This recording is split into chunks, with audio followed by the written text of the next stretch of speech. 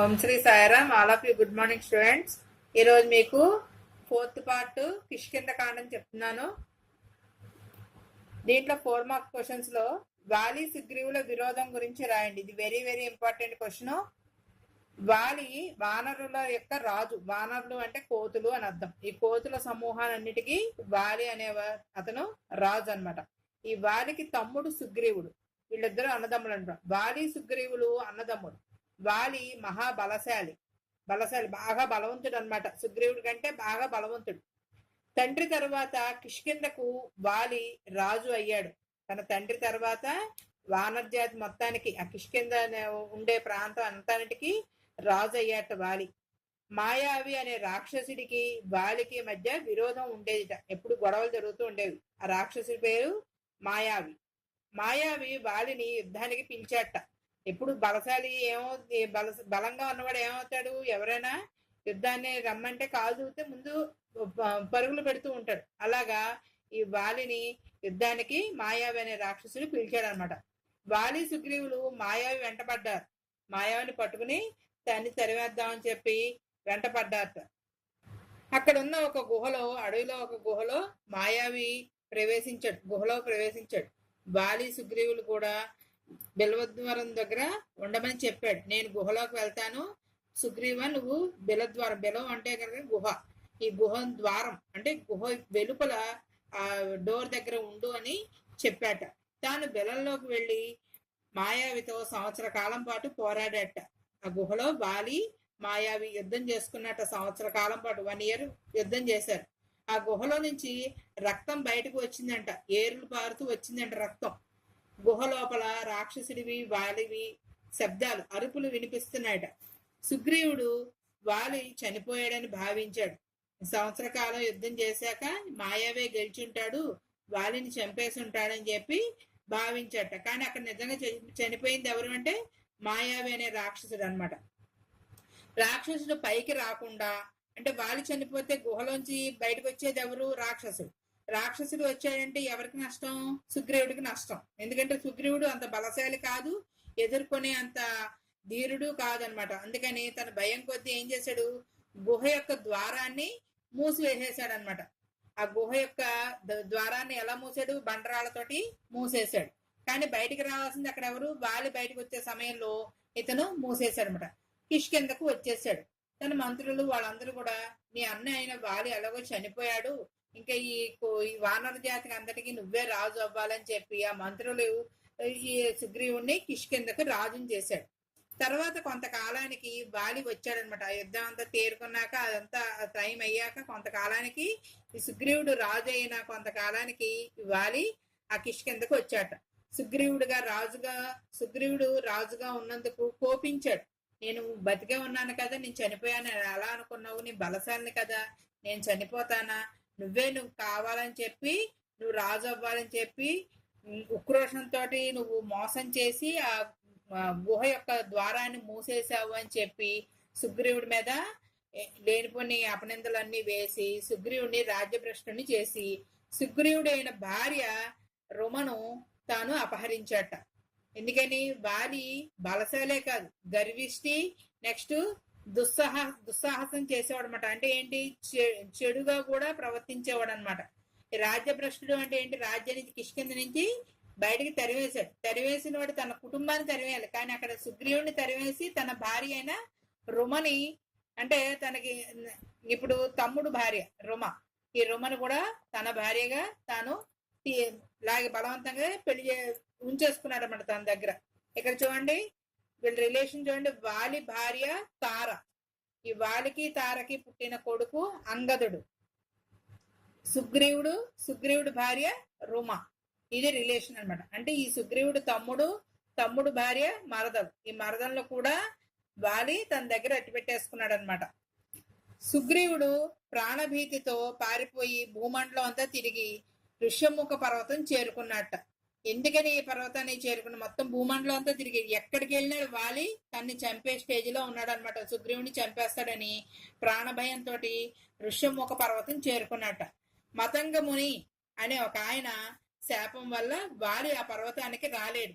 ఎందుకంటే ఈ మునికి ఈ వాలికి ఒకప్పట్లో కొంత యుద్ధం జరిగింది అనమాట. ఆ యుద్ధంలో ఈ ముని ఏం చేశాడంటే, ఈ మతంగ ముని ఏం చేశాడంటే వాళ్ళకి ఈ ఋష్యముఖ పర్వతం మీద శాపం పెట్టాడనమాట, రాలేవని. ఎందుకంటే ఈ ఋష్యముఖ పర్వతం మీద మతంగ ముని తపస్సు చేసుకుంటున్నప్పుడు వాలి ఒక రాక్షసుడితో యుద్ధం చేస్తూ అతని ఎముకలు మాంసం అన్ని కూడా బీభత్సంగా ఆ ఋషి మీద పడేలాగా, అనుకోకుండా పడేలాగా ఆ పర్వతం మీదకి విసిరేసినప్పుడు తన తపస్సు అంతా విఫలం అయిపోయిందని చెప్పి అక్కడ మతంగముని ఈ వాళ్ళకి శాపం పెట్టాడు. ఏమని, నువ్వు ఈ పర్వతం మీదకి కాలు పెడితే గనక నీ తల 1000 ముక్కలు అవుతుంది అని చెప్పి, నువ్వు మరణిస్తావు అని చెప్పి శాపం పెట్టాడు. అందుకని భూమండలం మీద ఎక్కడైనా తిరగలిగిన వారి ఋష్యముఖ పర్వతం పైన కాలు పెడితే మరణిస్తాడని మతంగ మహర్షి ఏం చేశాడంటే శపించాడనమాట.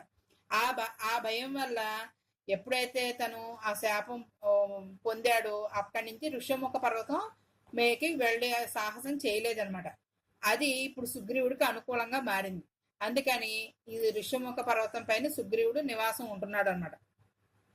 రామలక్ష్మణులు సీతాదేవిని వెతుకుతూ ఋష్యముఖ పర్వత సమీపానికి వచ్చారు. ఈ పర్వతం దగ్గరగా వచ్చారు. సీతాదేవిని వెతుకుతున్నాక రామలక్ష్మణులు అందరినీ శబరిని వీళ్ళందరినీ కలుసుకుంటూ వెళ్తున్నారు కదా. అలా వెళ్లేసరికి ఋష్యముఖ పర్వతం దగ్గరికి వచ్చాట. ధనుర్బాణాలు ధరించిన రామలక్ష్మణులు చూసి వారు వాలి పంపితే తను చంపడానికి వచ్చారని అనుకున్నట్ట. వీళ్ళిద్దరు కూడా రామలక్ష్మణులు ఏం చేశారు, ధనస్సుని బాణాలని ధరించి వెళ్తున్నారు. పర్వతం పైనుంచి సుగ్రీవుడు చూసి వీళ్ళు వాలి పంపించినట్టున్నాడు నన్ను చంపడానికి, తాను ఎలాగో రాలేకపోతున్నాడు కాబట్టి ఇలా మారి వేషాల్లో ఈ వానరుల్ని పంపించుంటాడు అని చెప్పి పొరపాటు పడ్డాట. హనుమంతుడు సుగ్రీవుడి మంత్రి అన్నమాట. హనుమంతుడు సుగ్రీవుడికి మంత్రి. మరి హనుమ రామలక్ష్మణులను కలిసి సుగ్రీవుని వృత్తాంతం వారికి చెప్పాడనమాట. హనుమంతుడు సుగ్రీవుడి దగ్గరికి పంపించాడనమాట. సుగ్రీవుడు పంపించాడు హనుమంతుడు ఆ పర్వతం కిందకి పంపించాడనమాట. వాళ్ళు ఎవరో వస్తున్నారు, నా అన్న పంపించిన వాళ్ళే అయి ఉంటారు, నువ్వు అడిగి కనుక్కురా అంటే సుగ్రీవుని. అప్పుడు ఇక్కడ రాముడు హనుమంతుడిని గుర్తుపట్టాలి. అది ఎలా గుర్తుపడతాడంటే ఇది హనుమంతుడికి ముత్యాల హారం సీతాదేవి ఇస్తుంది అనమాట. ఒకప్పుడు వాళ్ళ పెళ్ళైన అప్పుడు సీతాదేవి ముత్యాల హారం ఇస్తుంది. అది రాముడు హనుమంతుడి మెడలో ఉన్నట్టు చూస్తాడనమాట. అలాగే హనుమంతుడు రాముడు నమ్మిన బంటు కింద గుర్తొస్తుంది అనమాట. ఇలాగ తన భక్తుడే అని చెప్పి వీళ్ళిద్దరూ కలుసుకుంటారు. రాముడు హనుమంతుడు కలుసుకుంటారు. అక్కడి నుంచి అక్కడ సుగ్రీవుని వృత్తాంతం అంతా వారికి చెప్పాడనమాట. నేను పలానా రాజు దగ్గర మంత్రిగా ఉంటున్నాను, ఇతను ఇలా అన్న చేత ఇలా భంగపడి ఇలా పర్వతం పైన ఉన్నాడు అని చెప్పి వాళ్ళిద్దరికి పరిచయాన్ని ఏర్పాటు చేస్తాడనమాట. లక్ష్మణుడు సీతాపహరణం గురించి చెప్తాడనమాట. హనుమ రామలక్ష్మణులకు సుగ్రీవునికి మైత్రి చేకూర్చాడు. ఈ సుగ్రీవుడికి మీకు కొంత సహాయం చేస్తే సుగ్రీవుడు మీకు మీ సీతని వెతకడంలో సహాయపడతాడు, మా సీతమ్మని వెతకడంలో సహాయపడతాడని చెప్పి, మైత్రి అంటే స్నేహం, వీళ్ళిద్దరి మధ్య రాముడికి సుగ్రీవుడికి లక్ష్మణుడి మధ్య సంధి కుదురుస్తాడు హనుమంతుడు. వాలిని చంపుతారనని రాముడు మాట ఇచ్చాట. వాలిని నేను చంపుతాను, నీకు వాలి వల్ల వచ్చిన నష్టమేమీ లేదు, నీ అన్నైన వాలిని, దుర్మార్గుడైన వాలిని నేను చంపుతానని మాట ఇచ్చాడు. వానరులను పంపి సీతను వెతికిస్తానని సుగ్రీవుడు కూడా మాట ఇచ్చాట. నా వానర సైన్యాన్నంతా పంపి నేను సీతమ్మను వెతికిస్తాను అని సుగ్రీవుడు కూడా మాట ఇచ్చుకుని, అలాగా ఒకళ్ళ సహాయం ఒకళ్ళు చేసుకుంటున్నారు అన్నమాట. రాముడి మాటపై సుగ్రీవుడు వాలిని యుద్ధానికి పిలిచాట. సరే, రాముడు ఏం చేశాడు, వాలి మరి ఇద్దరు కలిస్తేనే కదా యుద్ధం చేసుకుంటూ ఉంటే వాలిని చంపడం కుదురుతుంది. అంతేగాని ఏ తప్పు లేకుండా రాముడు వెళ్లి వాలిని చంపడం న్యాయం కాదు. అందుకని సుగ్రీవుడు వాలిని యుద్ధానికి పిలుచుకుని వచ్చాడనమాట. వాలి సుగ్రీవుడు ఇద్దరు ఒకే పోలిక కలవాళ్ళనమాట. ఇద్దరు ట్విన్స్ టైప్ అనమాట. ఇద్దరిని గుర్తుపట్టడం కష్టం అనమాట. అందువల్ల రాముడు సుగ్రీవుడి మెడలో నాగకేసరపు లత అనే పూలదండను వేయించాడనమాట. ఒకసారి యుద్ధానికి పిలిచినప్పుడు ఈ సుగ్రీవుడు వాలిని ఒకే పోలికతో ఉండబట్టి వాలిని రాముడు చంపలేకపోతాడు. ఎవరిని చంపుతాడో అర్థం కాక చంపలేకపోతాడు. అప్పుడు సుగ్రీవుడు బాగా దెబ్బలు తిని వెనక్కి వచ్చేస్తాడు, పారిపోయి వచ్చేస్తాడు. ఏంటి రామా ఇలా చేసావు నువ్వు? నా ప్రాణాలు నేను దక్కించుకోవడం కష్టమైంది. నువ్వు నాకు మాట ఇచ్చావు కదంటే మీ ఇద్దరు ఒకే పోలికలో ఉన్నారు. పొరపాటున అతను అనుకుని నిన్ను చంపాననుకో నా మిత్రుడిని చంపుకున్నట్టు అవుతుంది కదా. అందుకని చెప్పి నీకు ఒక దండ ఇస్తాను. నాగకేసర పువ్వులు అనే ఒక లత అంటే దండ, ఆ పూల దండని ఇస్తాను. అది మెడలో వేసుకుని వెళ్ళు, అప్పుడు నాకు ఆనమాలు తెలుస్తుంది అని చెప్పి మళ్ళీ యుద్ధానికి పంపిస్తాడనమాట. అలాగా ఆ పూలదండను వేయించి పంపిస్తాడు. ఓడిపోయిన సుగ్రీవుడు తిరిగి వాలిని యుద్ధానికి మళ్ళీ పిలుచుకురావడానికి వెళ్ళాట. రాముడు మళ్ళీ యుద్ధానికి పిలుచుకున్నప్పుడు ఏమవుతుంది, బలమైన వాడు ఏంటి పొగరబోతూ మళ్ళీ యుద్ధానికి కాలు దూతాడు. అసలు ఎందుకు మళ్ళీ తిరిగి వచ్చాడు, అన్ని దెబ్బలు తిన్నవాడు మళ్ళీ ఎందుకు తిరిగి వచ్చాడు, అతని వెనకాల ఎవరున్నారు అనే జ్ఞానాన్ని కోల్పోయాడు అనమాట. వాలి ఆలోచించడం, అతన్ని చంపాలి, సుగ్రీవుని చంపాలి అనే కోపంతో విచక్షణ జ్ఞానాన్ని కోల్పోయాడు అనమాట. అందుకని సరే మళ్ళీ యుద్ధానికి వచ్చినప్పుడు రాముడు విషసర్పం వంటి బాణాన్ని వాలిపై వేశాట. ఎలా వేశాడు? డైరెక్ట్ గా వచ్చి చంపల, 7 చెట్లు వెనకాల నుంచి చంపాడు అనమాట. 7 వృక్షాలు, మహావృక్షాలు వెనకాల నుంచి ఈ బాణాన్ని ఒకేసారి 7 చెట్ల మధ్యలో నుంచి పోనిచ్చి ఆ వారిని చంపుతాడనమాట. అంటే దొంగ దెబ్బ తీసినట్టుగా తీస్తాడనమాట. వాలి తన మెడలోని సువర్ణమాలను సుగ్రీవుడికి ఇచ్చాట. తను చనిపోతూ తన మెడలోని సువర్ణమాల, అంటే అది వానరులకి రాజుగా ఉన్న అర్హత కలిగిన మాల అనమాట. ఆ సువర్ణం అంటే బంగారు దండను సుగ్రీవుడికి ఇచ్చాట. తార అంగదుల బాధ్యతను సుగ్రీవుడికి అప్పచెప్పి వాలి మరణించాడు. ఇక్కడ కూడా అడుగుతాడనమాట, రాముడిని అడుగుతాడు, వీళ్ళ దొంగదాటుగా కొట్టాల్సిన పని ఏంటి, అడిగితే నా ప్రాణాలే నీకు ఇస్తాను కదా, నువ్వు భగవంతుడివి కదా, ఎందుకు ఇలా చేసావు అని అడుగుతాడు అనమాట. నువ్వు అప్పుడు రాముడు అంటాడు వాలిని, నువ్వు తమ్ముడైన నీ సుగ్రీవుణ్ణి, తమ్ముడు భార్య అంటే అక్కడ తమ్ముడు కొడుకు అనుకోండి, కొడుకు వస్తా అనుకోండి, కొడుకు కోడల్ని అంటే కోడలు వరుసలో ఉన్న నీ మరదల్ని నువ్వు చెరబెట్టావు. నీ భార్య తప్ప అన్య స్త్రీలు ఎవరైనా తల్లితో సమానం కదా. అలా కాకుండా నువ్వు అహంకారంతో ఇలా చేసావు కాబట్టి నిన్ను దెబ్బతీయచ్చు. అందులో నువ్వు వానర జాతికి చెందిన వాడివి. వానర జాతికి చెందిన వాళ్ళని, మనుషుల్ని అయితే గనక మనం వెనక నుంచి వెన్నుపోటు పడవకూడదు. అలాగే వానర జాతికి చెందినవాడు కాబట్టి నిన్ను ఇలాగా చంపవచ్చు, న్యాయమే అని చెప్పి రాముడు చెప్తాడనమాట. అలాగే బాధ్యత అంటే ఆ కొడుకు, వాలి కొడుకుని, ఆ భార్య యొక్క బాధ్యతని సుగ్రీవుడికి అప్పగిస్తాడనమాట. అలాగే వాలి మరణిస్తాడు. శ్రీరామ సుగ్రీవుల మైత్రి ఎలా ఏర్పడింది? ఈ పైన చెప్పిన క్వశ్చన్ లోనే కొంత ఆన్సర్ మీకు వచ్చేస్తుంది అనమాట. ఇక్కడ వాలి సుగ్రీవులు అన్నదమ్ములు. రామలక్ష్మణులు సుగ్రీవునితో మైత్రి చేయాలని సుగ్రీవుడు ఉంటున్న ఋష్యముఖ పర్వతం దగ్గరకు వచ్చారనమాట. సుగ్రీవుడు రామలక్ష్మణులను చూసి వాలి తనను చంపడానికి పంపించిన వీరులని భయపడ్డాడు. రామలక్ష్మణుల గురించి తెలుసుకోమని తన మంత్రి అయిన హనుమంతుడిని సుగ్రీవుడు రామలక్ష్మణుల దగ్గరికి పంపించాట. హనుమ సన్యాసి రూపంలో రామలక్ష్మణుల దగ్గరికి వచ్చాట. ఎలా వచ్చాడు? సన్యాసి రూపంలో వచ్చాడు. హనుమంతుడు సుగ్రీవుని గూర్చి రామలక్ష్మణులకు చెప్పి తాను సుగ్రీవుని మంత్రినని, తన పేరు హనుమంతుడని చెప్పాట. హనుమ మాటల్లోని నేర్పును రాముడు మెచ్చుకున్నట్ట. హనుమతో లక్ష్మణుడు తనకు సుగ్రీవుని సహాయం కావాలని చెప్పాడనమాట. హనుమ రామలక్ష్మణును తన భుజాలపైనకి ఎక్కించుకుని సుగ్రీవుని వద్దకు తీసుకొచ్చాడు, పర్వతం మీదకి తీసుకొచ్చాట. శ్రీరామ సుగ్రీవులు అగ్ని సాక్షిగా స్నేహితులయ్యారు. అగ్ని ఏ ఒక్కరి సాక్షిగా కాదు, అగ్ని సాక్షిగా అంటే అక్కడ హోమాన్ని పెట్టుకుని దాని సాక్షిగా మేమిద్దరం స్నేహితులు అవుతున్నాం అని చెప్పి అయ్యారనమాట. సుగ్రీవుడు రామునితో ప్రాణమిత్రులుగా ఉందాము అని చెప్పి తనకు వాలి భయం లేకుండా అభయం కావాలి అన్నట్ట. మన ఇద్దరం ప్రాణమిత్రులుగా ఉందామని చెప్పాట సుగ్రీవుడు రాముడితో. కానీ నాకు వాలి భయం ఉంది, నా అన్న అయిన వాలి భయం లేకుండా నాకు అభయం కావాలి అన్నట్ట. వాలిని చంపుతానని రాముడు మాట ఇచ్చాడు. సుగ్రీవుడు రామునితో ఒక రాక్షసుడు స్త్రీని బలవంతంగా తీసుకుపోవడం తాను చూశానని, ఆమె రామ లక్ష్మణ అని గట్టిగా అరుస్తుండగా తాను విన్నానని చెప్పి ఆమె జారవిడిచిన నగల మూటను తెప్పించి రాముడికి చూపించాడు. ఈ సుగ్రీవుడు అక్కడ ఋష్యముఖ పర్వతం దగ్గర ఒక నదిలో స్నానం చేస్తుండగా ఆ పైనుంచి రామ లక్ష్మణ అని గట్టిగా అరుస్తున్నట్టు ఒక స్త్రీ వాయిస్ వినిపించిందని ఆమె కొన్ని నగల మూటలను నగలు కట్టిన మూటను కిందకి విడిచింది, విసిరేసిందని, ఆ విసిరిన నగల మూట నా చేతిలో పడిందని చెప్పి చెప్పాడనమాట. అది నేను తెప్పించి చూపిస్తాను అని చెప్పాట. రాముడు ఆ నగలు చూసి ఏడ్చాట. లక్ష్మణుడు నగలలోని కాలి అందెలు తన వదిన సీతమ్మవే అని అన్నట్ట. చూడండి ఇక్కడ లక్ష్మణుడు ఎంత వ్యక్తిత్వం చూపిస్తున్నాడు. ఎలాగా అన్ని నగలు చూశాడు రాముడు, కానీ ఆ అన్ని నగల్లో కూడా లక్ష్మణుడు కాలి అందెలు అంటే ఏంటి, పట్టీలు ఉంటాయి కదా, కాళ్ళకి పట్టీలు ఉంటాయి కదా, ఆ పట్టీలు చూసి ఇవి నా వదినవే, నా సీతమ్మవే అని చెప్పి అన్నట్ట. మరి ఆ వేసుకున్న గొలుసులు, హారాలు ఇవన్నీ కూడా నగలు ఉన్నాయి దాంట్లో, కానీ కాలి పట్టీలు ఒక్కటి ఎలా చూశాడు అంటే రోజు ఆవిడకి పాదాభివందనం చేసేవాడు లక్ష్మణుడు.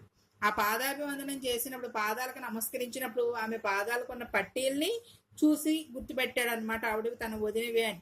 అంటే ఏంటి, అక్కడ లక్ష్మణుడు తన పాదాలని చూసినంతగా మొహాన్ని, సీతమ్మ వదిన మొహాన్ని చూడలేదు అని చెప్పడం అనమాట. సుగ్రీవుడు సీతను వెతికించడానికి, రావణ్ణి చంపడానికి రాముడికి సాయం చేస్తానన్నాడు. సీతమ్మను వెతికించడానికి, రావణాసురుని చంపడానికి నేను సహాయం చేస్తాను అని చెప్పి సుగ్రీవుడు మాటిచ్చాట. రామ సుగ్రీవులు ప్రాణమిత్రులు అయ్యారు.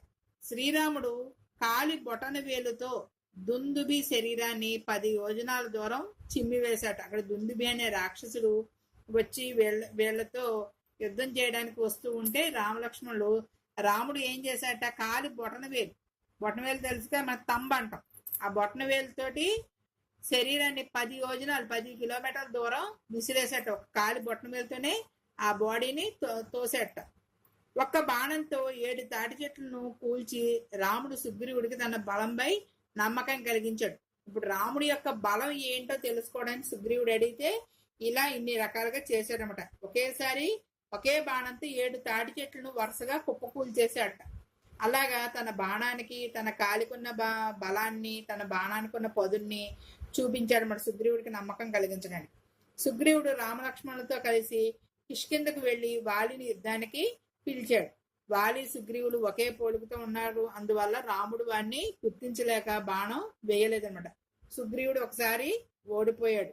రాముడు సుగ్రీవుడి మెడలో నాగకేశర పూలతను వేసి గుర్తుగా వేయించాట, అతను సుగ్రీవుడు అని. సుగ్రీవుడు తిరిగి వారిని యుద్ధానికి రమ్మని కవ్వించాడనమాట. రాముని సాయంతో సుగ్రీవుడు వచ్చాడని, యుద్ధానికి వెళ్ళవద్దని వాలికి అతడి భార్య అయిన తార చెప్పింది అనమాట. ఒకసారి యుద్ధంలో ఓడిపోయిన వాడు మళ్ళీ వెంటనే వచ్చాడు అంటే అతనికి శారీరక బలం కాదు, మానసిక బలం కాదు, అతని వెనుక ఎవరో ఉన్నారు. ఒకసారి చూడండి, అది రాముని సహాయంతో వచ్చినట్టున్నాడు, మీరు యుద్ధానికి వెళ్ళవద్దు అని బాలికి అతడి భార్య అయిన తార చెప్పింది అనమాట. కానీ వాలికి, ఈ పొగరబోతుగా ఉన్న వాలికి తన బలం చూపించాలని ఎవరి మాట లెక్క చేయకుండా వాలి సుగ్రీవులకి భయంకరమైన యుద్ధం జరిగిందనమాట. రాముడు విషసర్పం వంటి బాణం వేసి వాలిని సంహరించాడనమాట. ఇలా వాలిని చంపాక సుగ్రీవుడు కిష్కిందకు రాజేయడమాట. ఇంకా ఋషముఖ పర్వతాన్ని వదిలేసి కిష్కిందకు వచ్చేసాడనమాట. సుగ్రీవుడు సీతను వెతికించడానికి వానరవేలును పిలిపించాడు. ఇక్కడ చూడండి, సుగ్రీవాజ్ఞ అనే మనకి జాతీయం ఉంటుంది. సుగ్రీవాజ్ఞ, ఈ జాతీయం ఏంటంటే తిరుగులేని ఆజ్ఞ అనమాట. ఈ సుగ్రీవుడు పిలవంగానే ఆ వానర జాతి అంతా కూడా ఇన్ని గడియల్లో నా దగ్గర ఉండాలి అని చెప్పంగానే వానర జాతి మొత్తం వచ్చేసారనమాట. వాళ్ళందరికీ 4 దిశలో అప్పగించి వాళ్ళకు ఒక లీడర్ని పెట్టి గ్రూప్ వైజ్ గా ఆ గ్రూప్స్ ని ఏం చేశాడు, కొంతమంది వానరులకి ఒక లీడర్ పెట్టేసి ఒక దక్షిణం దిక్కు ఒకళ్ళు, ఉత్తరం దిక్కు, పడమర, తూర్పు దిక్కులకి పంపించారనమాట. మీరు ఇన్ని రోజుల్లో నాకు సీతమ్మ జాడను తెలియజేయాలి అనేసి ఆజ్ఞను జారీ చేశారనమాట. అందుకని సుగ్రీవ ఆజ్ఞని తిరుగులేని ఆజ్ఞ అంటారనమాట. తిరుగులేని ఆజ్ఞ అని చెప్తారనమాట. ఇది జాతీయం. సుగ్రీవ ఆజ్ఞ అనేది ఒక జాతీయం అనమాట. అంటే దీని మీనింగ్ ఏంటంటే తిరుగులేని ఆజ్ఞ అనమాట. అన్ని దిక్కులకు వానరును సీతాన్వేషణం కోసం పంపాడు. దక్షిణ దిశకు అంగదుని నాయకత్వం, అంగదుడు ఎవడు, వాలి యొక్క కొడుకు, అంగదుని నాయకత్వంలో హనుమంతుడు, జాంబవంతుడు మొదలైన వానరుల్ని పంపించాడంట దక్షిణం వైపు. దక్షిణ దిశకు వెళ్లిన వానరులకు సంపాతి అనే పక్షి కనిపించింది. ఈ సంపాతి ఎవరు, మళ్ళీ జటాయువుకి అన్న అని చెప్పాను కదా, ఈ సంపాతి అనే పక్షి కనిపించిందంట దక్షిణం వైపు. సంపాతి పక్షి దివ్య జ్ఞానంతో రాముని వృత్తాంతాన్ని వానరులకు చెప్పిందంట. రావణుని వృత్తాంతం, రావణాసుడి వృత్తాంతం, అతను ఎవరు, ఏంటి, ఎందుకు సీతమ్మని ఎత్తికెళ్ళాడు, ఇవన్నీ కూడా, అతని బలం ఎంత, అతని లంకలో అతను కెపాసిటీ ఎలా ఉంటుంది, ఎంతమంది రాక్షసులు ఉంటారు, ఇవన్నీ దివ్య జ్ఞానంతో చెప్పేసిందంట, దివ్య దృష్టితో చెప్పిందంట. జాంబవంతుడు హనుమంతునికి ఉత్సాహం కలిగించాడు. ఈ హనుమంతునికి సముద్రం దాటేంత బలం ఉందని అతనికి తెలియదు అనమాట, తనంతట తనకి తెలియదు. ఈ జాంబవంతుడనే వృద్ధ వానరుడు అనమాట, అంటే వానర జాతిలో బాగా ముసలివాడు అనమాట, వయసు భయపడ్డవాడు. ఈ జాంబవంతుడు ఏం చేశాడు, హనుమంతునికి ఉత్సాహం కలిగించాడు. ఈ సముద్రాన్ని దాటి వెళ్లే కెపాసిటీ నీకే ఉంది, ఈ 100 యోజనాల సముద్రాన్ని నువ్వు సునాయాసంగా దాటగలవు, నీ బలం నీకు తెలియదు అని చెప్పాడు. ఈ బలం ఎందుకు తెలియదు అంటే సూర్యుని శాపం అన్నమాట. ఇది తన బలం తనకి తెలియదు అనే శాపం ఒకటి ఉంది. ఎందుకని సూర్యుడిని ఆడుకునే బంతి అని చెప్పి చిన్నప్పుడు చూసి దగ్గరికి వెళ్ళాడు కదా, అప్పుడు సూర్యుడు శాపం పెడతామట, నీ బలం నీకు తెలియదు, ఎవరైనా గుర్తు చేస్తేనే నీ బలం నీకు తెలుస్తుంది అని చెప్పి చెప్తామట. అందుకనే తనకి తన బలం తెలియదు అనమాట. ఆ లంకా సముద్రాన్ని దాటేటప్పుడు నా వల్ల ఇది అవ్వదు అని చెప్పి నిరాశ చెందుతుంటే అప్పుడు జాంబవంతుడు చెప్తాడనమాట, నీ బలం నీకు తెలియదు, నువ్వు ఎంతటి సముద్రాన్నైనా దాటగలవు, నువ్వు మంచి బలవంతుడివి, గాల్లో ఎగరగలవు, పవనపుత్రుడివి, ఇవన్నీ తనకి లక్షణాలన్నీ గుర్తు చేస్తాడనమాట. అందుకనే మనకి 9th క్లాస్ లో మహేంద్రగిరి పర్వతం, హనుమంతుడి గురించి లెసన్ ఉంది. మహేంద్రగిరి పర్వతం నుంచి ఎక్కి లంకలోకి వెళ్తాడు, దూకుతాడు అని చెప్పి మనం చెప్పుకున్నాం. ఆ క్వశ్చన్ అనమాట ఇది. అలా హనుమంతుడికి ఉత్సాహం కలిగించాడంట. హనుమ తాను సముద్రాన్ని దాటి వెళ్లి లంకలోని సీత జాడను తెలుసుకుంటానని మహేంద్రగిరి పైకి చేరాడనమాట, మహేంద్రగిరి పర్వతం పైకి చేరాడనమాట.